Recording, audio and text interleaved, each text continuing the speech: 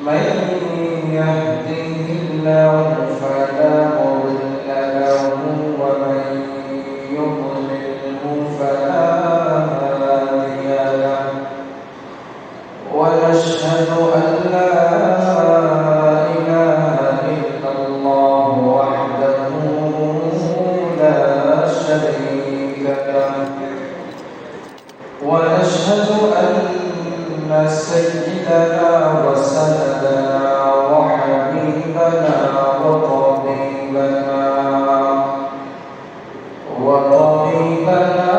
وطبيب قلوبنا ومولانا محمدا عبده ورسوله الذي أرسله الله تعالى بالحق بشيرا ونذيرا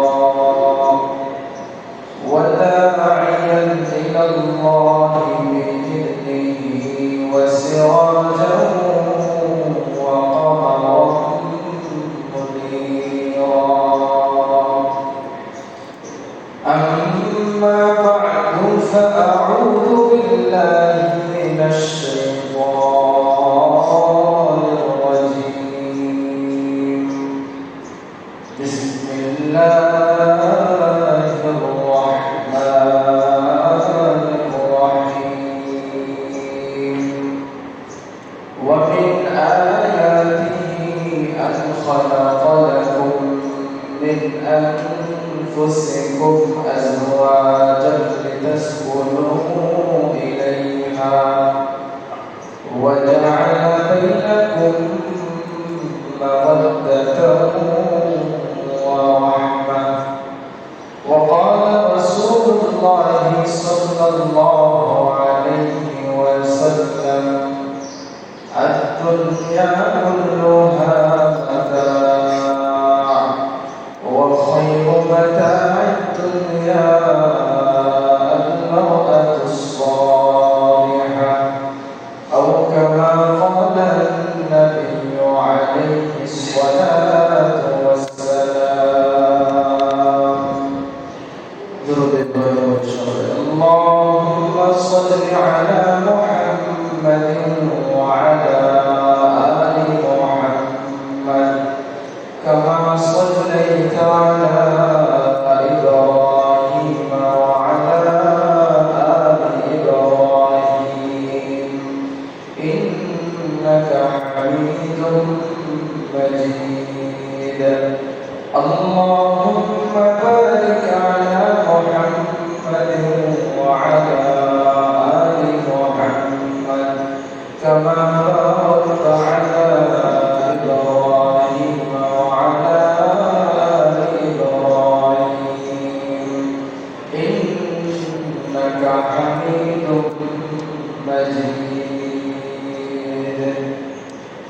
محبت ایک عجیب چیز ہے بیان کرنا ناممکن ہے محبت ایک عجیب شے ہے بیان کرنا ناممکن ہے نہ کھاتا ہے نہ پیتا ہے نہ جیتا ہے نہ مرتا ہے نہ کھاتا ہے نہ پیتا ہے نہ جیتا ہے نہ مرتا ہے الحمدللہ اللہ رب العالمین দরবারে অসংখ্য শুকরিয়া আল্লাহ রাব্বুল আলামিন আমাদেরকে গত জুমার দিনের ন্যায় আজকে জুমার দিনে আল্লাহ রাব্বুল আলামিন আমাদেরকে নেক হায়াত দান করেছেন বিভিন্ন ব্যস্ততা থেকে ফারাগ হয়ে আগামী মসজিদে আসার জন্য তৌফিক দান করেছেন এজন্য সকলে আপনাদের অবস্থা থেকে এখানে শুকর আদায় করে আলহামদুলিল্লাহ কিছুটা অসুস্থতা অনুভব করতেছে আজকে 4-5 দিন বলা বসে গেছে এজন্য দোয়া চাইতে পারে আল্লাহ রাব্বুল আলামিন তৌফিক দান করেন শেষ পর্যন্ত কথা বলতে পারে আজকে আলোচ্য বিষয় হলো মহব্বত সম্পর্কে ভালোবাসা।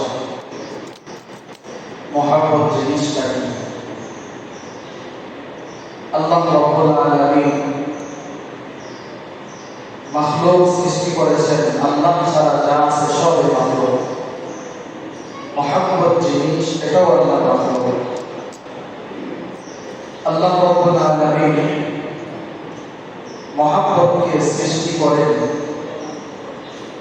সৃষ্টি করার পরে হাদিসে কুদসিতে আছে আল্লাহ রাব্বুল আলামিন নিজেই চাইলেন যে এমন একটা মাখলুক মহব্বত আমি সৃষ্টি করেছি, আল্লাহর কাছে পছন্দনীয় একটা বস্তু। আল্লাহ নিজেই চাইলেন যে আমাকে কেউ মহব্বত করুক।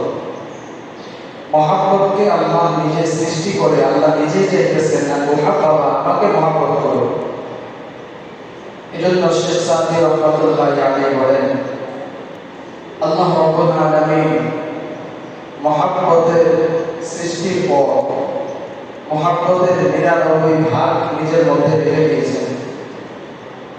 এরপরে আল্লাহ রাব্বুল আলামিন এই ৯৯ পরে এক ভাগকে মাত্র মাখলুককে দান করেছেন। এই এক ভাগের আবার ৯৯ ভাগ দান করেছেন আমাদের নবী মুহাম্মদ রাসূলুল্লাহ সাল্লাল্লাহু আলাইহি ওয়াসাল্লামকে। আর বাকি এক ভাগ বলতে ৯৯ ভাগ, ১০০ ভাগের ৯৯ ভাগের এক ভাগ, যেটা এক ভাগেরও ৯৯ ভাগ বাকি এক ভাগ দিয়েছেন পুরা মাখলুককে। তাহলে এই অল্প পরিমাণ মহব্বত ভালোবাসা নিয়ে আমরা একজন আরেকজনের প্রতি কত টান, বাবা মা হিসাবে সন্তানের প্রতি কত টান, আবার সন্তানের বাবা মার প্রতি কত টান, ভাই বোনের জন্য কত মহব্বত, কত টান, স্বামী স্ত্রীর জন্য কত মহব্বত, মায়া। তো এই অল্প পরিমাণ মহব্বত আল্লাহ আমাদেরকে দান করেছেন। বাকি সব মহব্বত আল্লাহ রাব্বুল আলামিন নিজের কাছে রেখে দিয়েছেন, আখিরাতে এটা বহিঃপ্রকাশ ঘটাবেন। সব কিছুতেই আল্লাহ রাব্বুল আলামিন মহব্বতের অপূর্ব ভাগ দিয়েছেন। এমনকি হযরত আজরাইল আলাইহিস সালামকেও মহব্বত দান করেছেন, তবে আজরাইলকে মহব্বত দান করেছেন কখন? এই অল্প পরিমাণ মহব্বত নিয়েও আজরাইল মাঝে মাঝে মহব্বতের বহিঃপ্রকাশ ঘটিয়েছে। আল্লাহ রাসূল সাল্লাল্লাহু আলাইহি ওয়াসাল্লাম আজরাইলকে জিজ্ঞাসা করেছেন, তোমাকে যে অল্প পরিমাণ মহব্বত দান করেছি, তোমার কি মাঝে মাঝে এই মহব্বত হয়, অর্থাৎ কারোর প্রতি মায়া, মহব্বত, ভালোবাসা তৈরি হয়েছিল? আজরাইল আলাইহিস সালাম বলেন, আল্লাহ আমাকে যে পরিমাণ মহব্বত দান করেছেন, আমি মানুষের জান কবজ করতে গিয়ে কারো ক্ষেত্রে আমার মহব্বত বহিঃপ্রকাশ ঘটেছে। অর্থাৎ তাকে এমন সময় আদেশ করা হয়েছে যে অমুকের জান কবজ করে নিয়ে আসো। এই মুহূর্তে জান কবজ না করলেও হতো। হযরত আজরাইল আলাইহিস সালাম আল্লাহর আদেশ পেয়েছেন, যাকে যখন যেভাবে জান কবজ করতে আদেশ করা হয় সে সেভাবেই করে। হযরত আজরাইল আলাইহিস সালাম বলেন, আমি জান কবজ করতে গিয়েও আমার মাঝে মাঝে এরকম মহব্বত তৈরি হয়েছে। আল্লাহ রাব্বুল আলামিন বাঘকেও মহব্বত দান করেছেন। এজন্য বাঘ কখনো স্বজাতির গোস্ত খায় না। বাঘ অন্যের উপরে আক্রমণ করে ঠিকই, কিন্তু স্বজাতির প্রতি তার মহব্বত আছে বিধায় সে স্বজাতির উপরে কখনো আক্রমণ করে না। আল্লাহ রাব্বুল আলামিন পাখিকেও মহব্বত দান করেছেন। একবার নবী করিম সাল্লাল্লাহু আলাইহি ওয়াসাল্লাম সাহাবায়ে কেরামকে নিয়ে এক জায়গায় যাচ্ছিলেন। তো রাস্তার মধ্যে দেখতেছেন একটু পরে একটা পাখি সাহাবীরা ও নবীর আশপাশে ঘুরপাক খাচ্ছে। আল্লাহ রাসূল সাল্লাল্লাহু আলাইহি ওয়াসাল্লাম বুঝতে পারলেন হয়তো এই পাখির ছানাকে কেউ ধরে নিয়ে এসেছে। নবী জিজ্ঞাসা করলেন, এই সাহাবীরা তোমরা কি কেউ এই পাখির বাচ্চাকে ধরে নিয়ে এসেছো? সাহাবী বললেন, ইয়া রাসূলুল্লাহ, আমি এই পাখির বাচ্চাকে ধরে নিয়ে আসছি। আল্লাহ রাসূল সাল্লাল্লাহু আলাইহি ওয়াসাল্লাম বললেন যে মা তার বাচ্চার জন্য ছটফট করতেছে, সুতরাং তুমি তাকে ছেড়ে দাও। ছেড়ে দিল পাখি, আবার চলে গেল আমাদের। এভাবে আল্লাহ রাব্বুল আলামিন পৃথিবীকেও মহব্বত দান করেছেন। হযরত সুলাইমান আলাইহিস সালামের ঘটনা কোরআনের মধ্যে আসছে।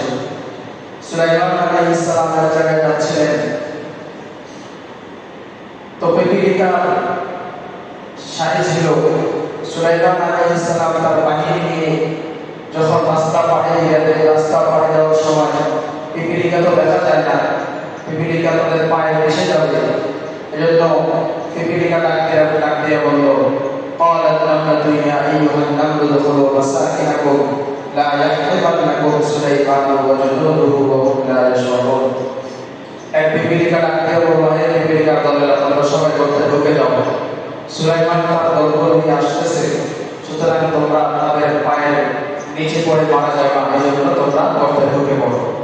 তা আল্লাহ রাব্বুল আলামিন এই পিপিলিকাকেও মহব্বত দান করেছেন। আল্লাহ একটা গাভীকেও মহব্বত দান করেছেন, বাছুরকেও মহব্বত দান করেছেন। এজন্য তো যখন দুধ পান করে, মানুষ যখন দুধ দহন করে গাভী থেকে, দুধ দহন করতে গেলে আগে বাছুরকে ব্যবহার করে, বাছুর দুধ এনে দেয়, মানুষ দহন করে, অল্প একটু মুখে নেয়, এরপরে দূরে সরাই দেয়। তো মা বোঝায় যে এখন যদিও নাকি মালিক তোমাকে খাবার দিচ্ছে না, একটু পরেই তোমাকে খাবার দেওয়া হবে। এরপরে যখন আবার দুধ আসে না, তো মালিক আবার বাছুরকে ওলানে লাগায় দেয়, আবার দুধ আসে, আবার দুধ দহন করে। তখনও মা সান্ত্বনা দেয় বাছুরকে যে তোমার জন্য এমন পর্দার ভিতরে দুধ আছে, যে পর্দার ভিতর থেকে দুধ মালিক কখনো দহন করে আনতে পারবে না। এজন্যই তো দেখা যায় বাছুর দুধ যখন ওলানে নিয়ে আসে, এরপরে মালিক দহন করার পরে যখন দেখা আর বাকি থাকে না, তারপরে বাছুর দুধ সেখান থেকে খেতে থাকে। তা আল্লাহ রাব্বুল আলামিন মাখলুকের মধ্যে মহব্বত বস্তুটাকে সবার মধ্যে ভাগ করে দিয়েছেন। আল্লাহ রাব্বুল আলামিন এই মহব্বতকে শুধু বিভিন্ন পশু পাখি এর মধ্যে দিয়েছেন এমন নয়, বরং আল্লাহ রাব্বুল আলামিন এই দামি বস্তুটাকে মানুষের মধ্যে দান করেছেন। তবে মানুষের মধ্যে যে মহব্বত দান করেছেন, উলামায়ে কেরাম এই মহব্বতকে ভাগ করেছেন, মহব্বতকে তিন ভাগ করেছেন। এক নম্বর মহব্বত বলা হয় মহব্বতে তবঈ, দুই নম্বর মহব্বত হলো মহব্বতে আকলি, তিন নম্বর মহব্বত হলো মহব্বতে ঈমান। মহব্বতে তবঈ মানে কি? মহব্বতে তবঈ মানে হলো পশু পাখি যেরকম তার বাচ্চার প্রতি, তার ছানার প্রতি যেরকম মহব্বত থাকে, এটা স্বভাবজাত মহব্বত। তো এরকম স্বভাবজাত মহব্বত মানুষের মধ্যেও আছে। আর এই মহব্বত হলো পিতা মাতা এবং সন্তানের মহব্বত। পিতা মাতা এবং সন্তানের মহব্বতের জন্য কোনো কারণের প্রয়োজন হয় না। সন্তান পিতা মাতার অবাধ্যতা করুক, কিন্তু পিতা মাতা কখনো সন্তানকে ফেলে দেয় না। সন্তান নেশা করে, জল মেলে, মদ খায়, গাঁজা খায়, কত কিছু করে, সন্তানকে কখনো বাবা ছেড়ে দেয় না, বরং তাকে সংশোধনের জন্য চেষ্টা করে।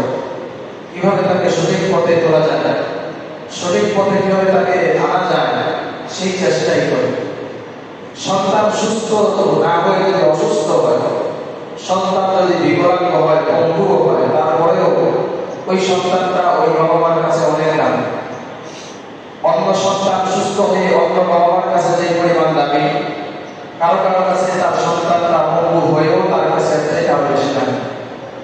তো আল্লাহ রাব্বুল আলামিন পিতা মাতার মধ্যে এবং সন্তানের মধ্যে যে মহব্বত দান করেছেন, এই মহব্বতকে বলা হয় মহব্বতে তবঈ। হযরত জুলফিকার আমিন হর্ষবর্তী নামক বরকাতুহু পাকিস্তানের বড় আলেম হযরত একটা ঘটনা উল্লেখ করেছেন। এর দ্বারা বুঝিয়ে দিয়েছেন যে সন্তানের প্রতি পিতা মাতার মহব্বত কি পরিমাণ।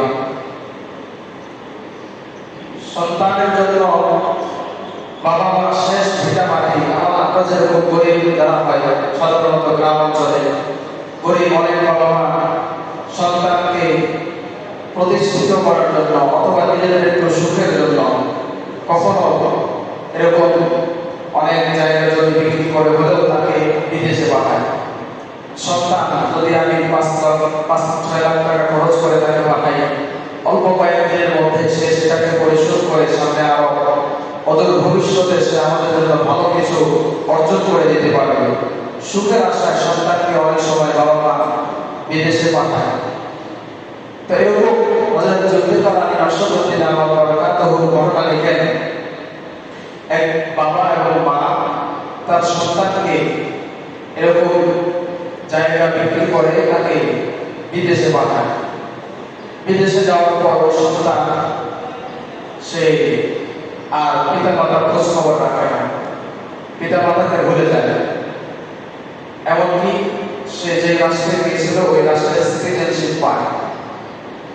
এরপর কিছুদিন পর ওই এলাকার এক নারীকে বিয়ে করে পুরোদস্তুর সে ওই এলাকার বাসিন্দা হয়ে বা ওই দেশের নাগরিক হয়ে সেখানে বসবাস করতে থাকে। এদিকে বাবা মার কি অবস্থা সে কোনো খোঁজ খবর রাখে নাই। এক পর্যায়ে বাবা অসুস্থ হয়ে পড়ে। তাদের শুধুমাত্র ভিটে মাটিটা ছিল, ঘর যেখানে ছিল ওই ঘরের জায়গাটাই ছিল তাদের শেষ সম্পদ। তো বাবার সুস্থতার জন্য স্ত্রী ওই ভিটে মাটিটাও বিক্রি করে দেয়, কিন্তু ওইটা বিক্রি করেও তাকে সুস্থ করে তোলা যায় নাই। অবশেষে ওই বাবা মারা যায়। এরপরে মা ওই মানুষের বাড়িতে দিনে ভিক্ষা করত আর রাত্রে অন্যের জায়গায় একটা ঝুপড়ি করে সেখানে বসবাস করত। তো সন্তান বাবা মার কোনো খোঁজ খবর রাখে না, এখন পর্যন্ত মায়ের খোঁজ খবর রাখতেছে না। আল্লাহর ইচ্ছা হতো সন্তানকে বাবা মার কাছে মায়ের কাছে ফিরিয়ে আনতে।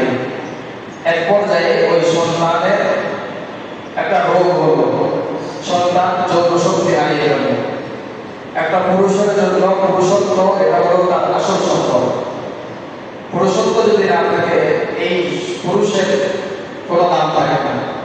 স্ত্রী যত সুন্দর হোক যত কালেই হোক তার কাছে তখন আর দাম থাকে না।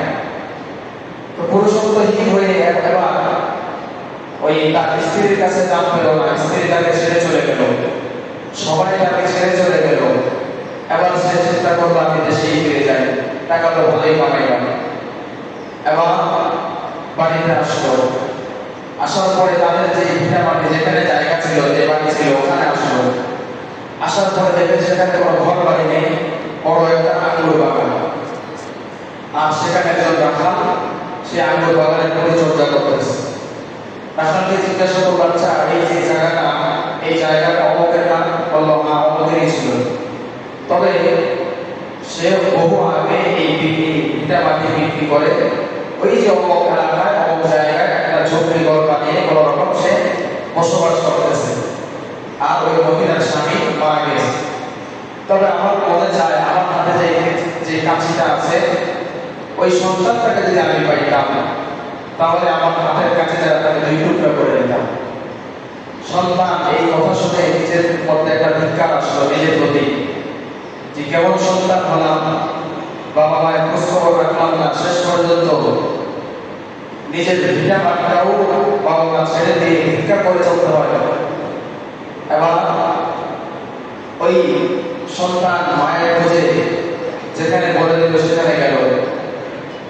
যেতে যেতে রাত্রি হলো। এবার জুলফিকার আলী রাশিদুল্লাহ বারাকাতুহু বলেন, সন্তান রাত্রিবেলায় যখন ওই ঝুপড়ির পাড়ে গিয়ে দাঁড়ালো তখন শুনতেছে মা নামাজ আদায় করার পরে মা 2 হাত তুলে দোয়া করতেছে আর বলতেছে, আল্লাহ সন্তানকে কষ্ট করে বিদেশে পাঠাইলাম, 2 যুগ হয়ে গেল সন্তানকে দেখতেছি না। আল্লাহ সন্তানের রিজিক সন্তানের কামাই খাওয়ার ইচ্ছা নাই আমার, তবে বড় হয়ে গেছি, এখন যদি মারা যায় পরপুরুষ আমাকে কবরস্থ করবে, পরপুরুষ আমাকে কবরে নামাবে, এই অভিশাপ থেকে আল্লাহ তুমি আমাকে বাঁচাও। কমপক্ষে নিজের সন্তানের হাতে মাটিটাও যাতে আল্লাহ আমার ভাগ্যে জোটে, জন্য আমার সন্তানকে আমার কোলে ফিরায় দেয়। সন্তান এসে এই দোয়া শুনে তখন মাকে বলল যে আপনার সন্তান ফিরে আসলো। এরপর দেখতে পারলো মা কান্না করতে করতে অন্তত বরণ করলো। সন্তানকে পেয়ে মা 2 যুগের 22 বছরের যে দুঃখ কষ্ট এই কষ্ট হারিয়ে গেল, সব কিছু ভুলে গেল, শুধুমাত্র সন্তানকে পেয়েছে। বোঝাতে চেয়েছিলাম এই যে 22 বছর পর্যন্ত একটা সন্তান মাকে বাবাকে এত কষ্ট দিল, কিন্তু এই মহাব্বত ন্যাচারাল একটা মহাব্বতের তবেই থাকার কারণে, এই ভালোবাসার কারণে সন্তান এত কষ্ট দিয়েছে, তারপরেও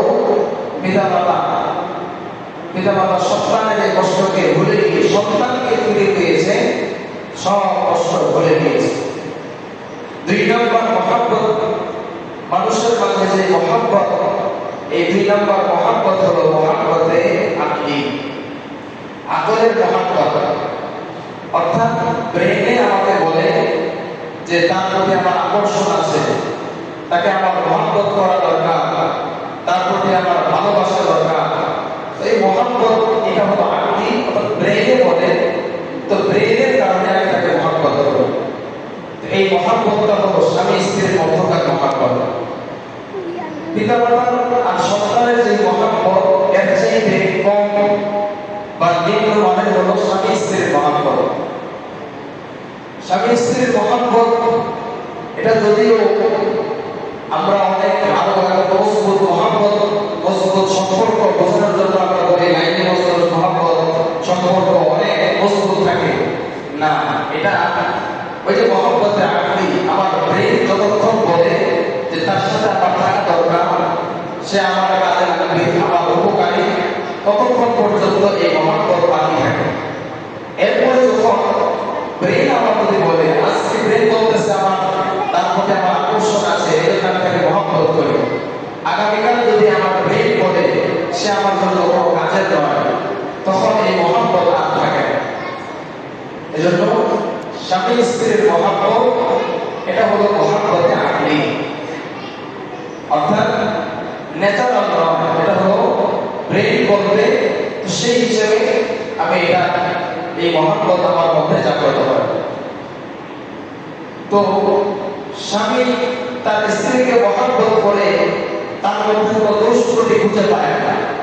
কালকে যদি একটা দোষ খুঁজে পায়, যেমন ধরেন স্বামী শুনতে পাইল স্ত্রী পরক্রিয়া করে, তাহলে এই স্ত্রীর প্রতি যত মহাব্বতই থাকুক না কেন, ব্রেন কালকে বলেছিল যে আমার এই স্ত্রী আমার জন্যই পরম সম্পদ, এমন পর্যন্ত কমপক্ষে অন্তত মৃত্যু পর্যন্ত তাকে নিয়ে আমি ঘর সংসার করবো, এটা ব্রেন বলেছে। কিন্তু আগামীকাল তার মধ্যে যারা ত্রুটি পাওয়া গেছে, এই ত্রুটির কারণে আমার ব্রেনই করতেছে না, তাকে নিয়ে যদি ঘর সংসার করতে যাও, তোমার ব্যক্তিগত জীবন নষ্ট হবে, তোমার পারিবারিক জীবন নষ্ট হবে, সমাজে তোমাকে ধিক্কার জানাবে, সুতরাং তাকে নিয়ে চলা যাবে না, তাকে ছেড়ে দিতে হবে। অথচ আল্লাহ রাব্বুল আলামিন বলেন যে স্বামীর জন্য একজন স্ত্রী কত বড় সম্পদ। আমার কিন্তু মূল ফোকাস ছিল আজকে এই আলোচনায় যে স্বামী স্ত্রীর মহাব্বত, স্বামী এবং স্ত্রীর মধ্যকার যে ভালোবাসা, এটা কেমন হওয়া দরকার ছিল না বর্তমানে কেমন। আল্লাহ রাব্বুল আলামিন একজন স্বামীর জন্য তার স্ত্রীকে একটা বড় নিয়ামত হিসেবে দান করেছেন। কেমন নিয়ামত? আল্লাহ রাব্বুল আলামিন বলেন, ওয়া মিন আয়াতিহি আন খালাকা লাকুম মিন আনফুসিকুম আজওয়াজান লিতাসকুনু ইলাইহা ওয়া জাআলা বাইনাকুম মাওয়াদ্দাতান ওয়া রাহমাহ। আল্লাহ রাব্বুল আলামিন বলেন, আল্লাহর সৃষ্টি অনেকগুলো নিয়ামত আছে, নিয়ামতের অনেকগুলো আলামত আছে।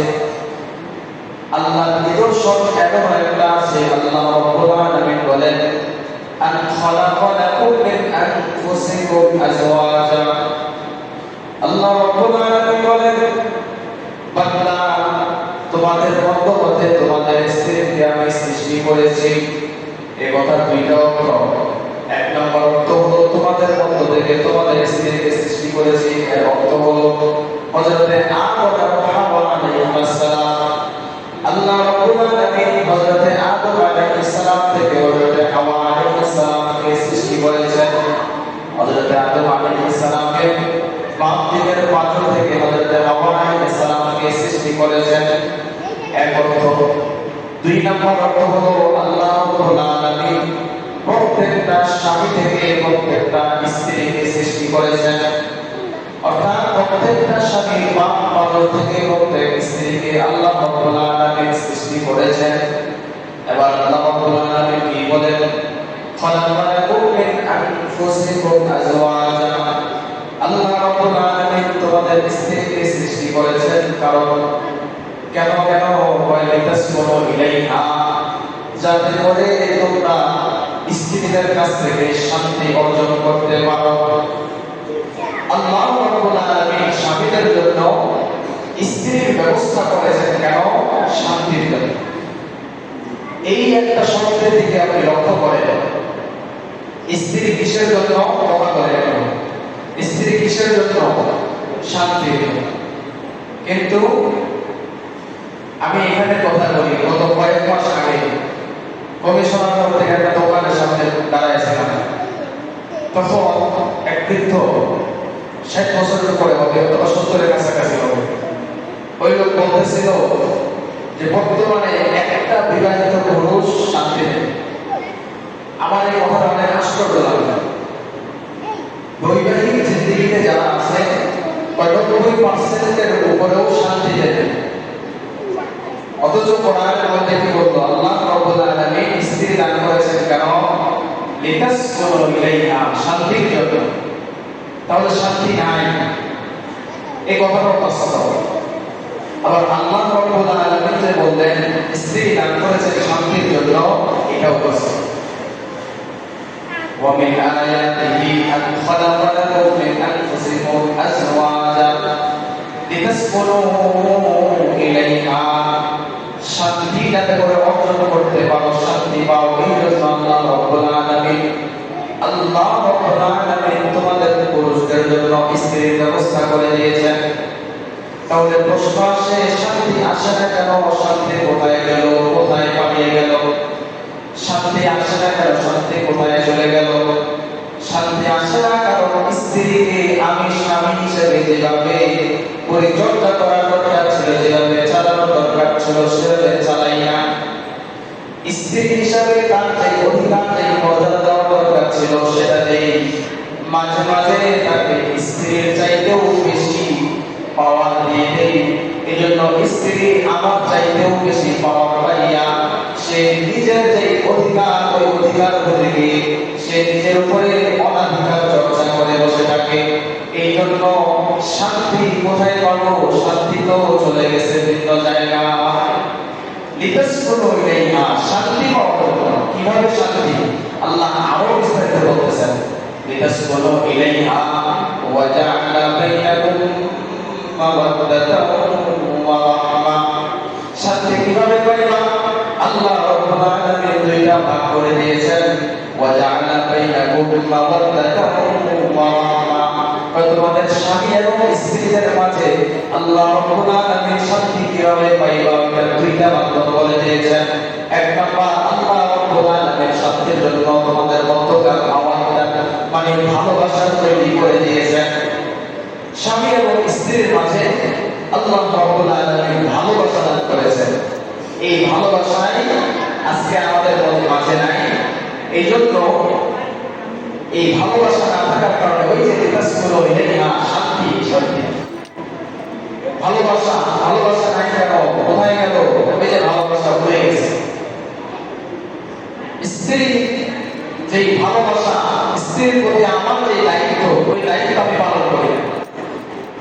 আমি একজন পুরুষ হিসেবে আমার স্ত্রী আমার প্রতি যে অধিকার পায় সেটা আমি লাভ করি। অনেক পুরুষ এমন আছে সারাদিন কাজ করে এসে এরপরে রাত্রির বেলা বা বিকাল বেলা আসবে, মাগরিবের পরে আসবে, আয়েশা এই যতক্ষণ পর্যন্ত ঘরে থাকবে ততক্ষণ পর্যন্ত স্ত্রীর এই ত্রুটি, ওই ত্রুটি, এই ভুল, ওই ভুল। একজন মানুষ হিসেবে ভুল হবে, এটা স্ত্রীর জন্য স্বামী মেনে নিতে পারে। এই স্ত্রীরাও আবার সামান্য কিছু স্বামীর পক্ষ থেকে ভুল হবে, এটা মেনে নিতে পারে। তাহলে বললাম মানে ওই যে যখন অফিস আদালতে যাবে, যখন কর্মক্ষেত্রে যাবে, চাকরি করে যে সমস্ত নারীরা বস সারাদিন গালি দিবে, সেটা মানবে, সরে বলে তখন ফেরা উঠে ফেলবে। কিন্তু স্বামীর পক্ষ থেকে কোনো একটা ভুল হলে, কোনো একটা অন্যায় হলে সেটা মেনে নেবে। সেই যে ধৈর্য বা সেই যে মানার যে একটা বৈশিষ্ট্য, এই বৈশিষ্ট্যটা নেই। যেখানে তার মানার দরকার ছিল সেখানে মানে না, তো কোথায় মানে? অন্যত্র মানে। যে পাত্রে যেখানে ঢাললে কাজ হবে, পাত্র যদি উল্টায় লাগে তাহলে তো সেখানে কোনো এই পাত্রের মধ্যে সেখানে দিলেও কোনো কিছু লাভ হবে না। তো ভালোবাসা যেখানে বহিঃপ্রকাশ করা দরকার, যেখানে তার প্রতি ভালোবাসা দেখানোর দরকার, তাকে না দেখায় যদি ভালোবাসা বহিঃপ্রকাশ হয় বসের সাথে, গরিবের সাথে, তাহলে ওই সংসারে ওই স্বামী স্ত্রীর মাঝে যে মহব্বত আল্লাহ রাব্বুল আলামিন যে বলছেন লিতাসকুনু ইলাইহা, শান্তি আসবে। আর শান্তি এক নম্বর মাধ্যম হলো পারস্পরিক মহব্বত, ভালোবাসা। এই ভালোবাসা আল্লাহ দিয়ে পাবে। লিতাসকুনু ইলাইহা ওয়া জাআলা বাইনাকুম মাওয়াদ্দাতান ওয়া রাহমা। শুধুমাত্র আল্লাহ রাব্বুল আলামিন পারস্পরিক ভালোবাসা দিয়া শান্তি দান করবেন এমনটা নয়, বরং ওয়া জাআলা বাইনাকুম মাওয়াদ্দাতান ওয়া রাহমা। এই ভালোবাসা থাকে কখন? যৌবন থাকে, যখন বুড়ো হয়ে যায় তখন একজনের প্রতি আরেকজনের টান থাকে। কি কারণে? একজনের প্রতি আরেকজনের দয়া থাকে, তখন ভালোবাসার কারণে থাকে, ওটা ভিন্ন রকমের ভালোবাসা। তখন একজন বুড়ো ছাড়া থাকতে পারে না, কি কারণে? তার প্রতি একটা আকর্ষণ, ওই আকর্ষণ যৌবনকালে থাকে, যৌবনের কারণে যে আকর্ষণ, এজন্য যৌবনের যে আকর্ষণ এটাও একটা ভালোবাসার মাধ্যম। কিন্তু বুড়ো বয়সে যৌবনের আকর্ষণ থাকে না, তো সেটাকেই আল্লাহ রাব্বুল আলামিন বলে দিয়েছেন মাওয়াদ্দাতান ওয়া রাহমা। যৌবনকাল পার হয়ে গেলে বুড়ো যখন হয়ে যায় তখন থেকে রহমত, একজন আরেকজনকে ছাড়া থাকতে পারে না, সেটা হলো দয়ার কারণে, একজন দয়ার নাম মায়ের কারণে। তো আল্লাহ রাব্বুল আলামিন স্বামী এবং স্ত্রীর পারস্পরিক মধ্যকার যে শান্তি, ওই শান্তি বলে দিয়েছেন দুইটা জিনিসের মাধ্যমে। এক নম্বর হলো মাওয়াদ্দাত, ভালোবাসা। দুই নম্বর হলো রাহমাত, শাফকাত, অর্থাৎ দয়া এবং মায়ার কারণে। এই স্বামী এবং স্ত্রীর যে মধ্যকার মহব্বত, এটাকে বলা হয় মহব্বতে আকদি। প্রেমের কারণে যে মহব্বত করি, এই মহব্বতের কারণে এই মহব্বতকে মহব্বতে আকদি বলা হয়। অনেক স্বামী এবং স্ত্রী এমন আছে যে সংসার করে যাচ্ছে ঠিকই, কিন্তু ওই যে মাওয়াদ্দাত এবং রাহমাত উভয়টা একটাও নাই। কেন কেন এই সংসার টিকিয়ে রাখতেছে? ওই যে আকলের কারণে। আকল বলে যে এই সময়ে এত বয়স হয়ে গেছে, সংসারে কিছু দিবি, 20-22 বছর 25 বছর অতিক্রান্ত হয়ে গেল, এখন যদি ছেড়ে চলে যায় তাহলে বড় হয়ে সন্তানের পরিচয় কি? সন্তান হয়ে যাবে, সন্তান কি পরিচয় দেবে? আবার আকল মাঝে মাঝে সেটাও বলে এখন যদি সংসার ছেড়ে চলে যায়, স্বামীকে ছেড়ে চলে যায়, বাবার বাড়ি থেকে যদি উঠি তাহলে বাবার বাড়িতে তো জায়গা হবে না, তারাও ধিক্কার জানাবে। বিভিন্ন কারণে অনেক নারী এমন আছে যারা পুরুষের এই সংসার করে যায় এই হিসাবে যে আমি না হয় এই জালেমের সংসার করে গেলাম, যে এই জালেম আমার উপরে যত জুলুম করতেছে সেটা আমি মেনে নিলাম, আমার সন্তানের উপর যাতে করে এই সাংসারিক জীবনের কোনো এফেক্ট, পার্শ্ব প্রতিক্রিয়া না হয়। এজন্য আশপাশে অনেক দম্পতি এমন আছে সাংসারিক জীবনে তারা একে অপরের প্রতি সন্তুষ্ট না, কিন্তু তারপরে ভিন্ন কারণ বহু কিছু হতে পারে, ভিন্ন কারণে তারা এই সংসার টিকে রাখে। গ্রামের তুলনায় আরো 4-5 বছরের প্রথম আমল রিপোর্টে দেখেছিলাম যে গ্রামের তুলনায় ঢাকা শহরে স্বামী স্ত্রীর তালাকের যেই প্রবণতা, এটা গ্রামের তুলনায় ঢাকা শহরে 4% না 5% বেশি।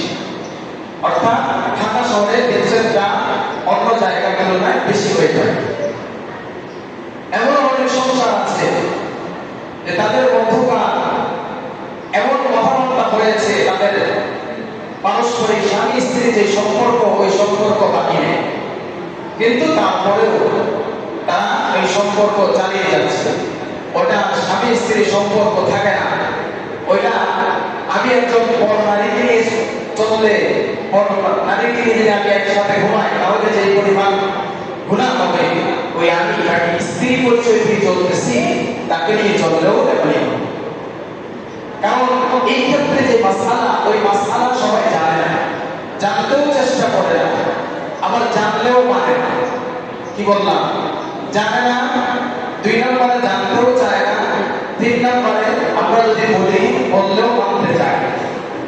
আমার ছাত্র জীবন থেকে যখন ইফতার বিভাগে পড়ি তখন থেকে কয়েকটা এরকম জটিল জটিল মাসআলার সম্মুখীন হয়েছি। মাসআলার সমাধান দিয়ে দিয়েছি, এরপরে আর যোগাযোগ নাই। মানে কয়েকজনের ব্যাপারে এমনও পাওয়া গেছে যে মাসআলা বলেছি ঠিকই, কিন্তু সে মানতে রাজি নেই। সে এসেছিল এই আশায় হয়তো বা হুজুরে কোনো সুযোগ করে দিবে, বের করে দিবে। তুমি যখন এই কাজটা করেছিলে তখন তোমার মাথায় এরকম একটা 1 2 3 4 ছেড়ে দিছে, একভাবে 100 টা পর্যন্ত দিয়ে দেয়, আবেগে চলে। তখন বলে মাথায় কাজ করে নাই। আবার অনেকে ফতোয়া দেয় যে রাগের বসে যদি কেউ দেয় তাহলে হয় না, হুজুর ওকে বলছে, ওকে বলছে।